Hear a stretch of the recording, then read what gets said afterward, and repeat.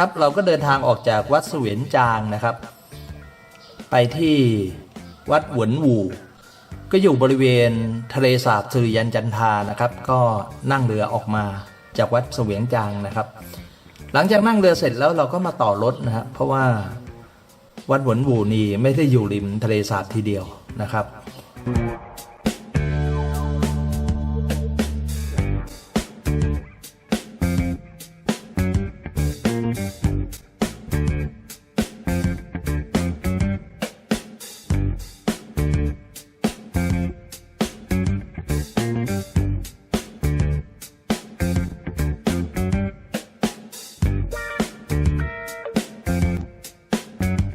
วัดหวนบู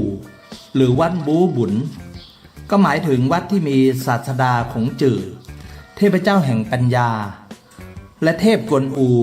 เทพเจ้าแห่งความซื่อสัตย์นะครับก็ประดิษฐานอยู่ที่วัดแห่งนี้นะครับด้านหน้ามีสิงโตหินอ่อน2 ตัวที่ตั้งอยู่บนด้านหน้าของวัดนะฮะก็มีมูลค่าตัวละ1 ล้านเหรียญไต้หวันหรือประมาณ1,200,000 บาท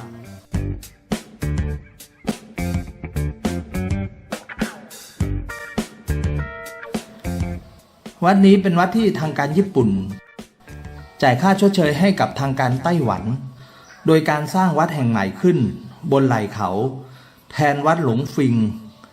และวัดหัวถังที่จมน้ำไปเพราะญี่ปุ่นสร้างเขื่อนแถวซันมุนเล็กนะครับก็สร้างในปีคศ1934ชาวไต้หวันนิยมมาขอพรเรื่องการเรียนการศึกษาการงานและข้าราชการนิยมมาขอพรเรื่องการเลื่อนตำแหน่ง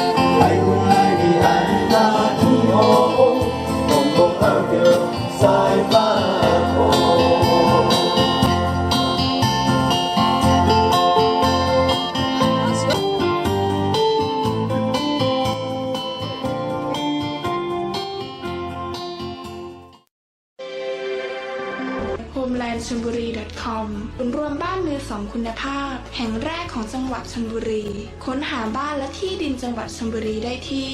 www.homelandcholburi.com และ www.sonproperty.com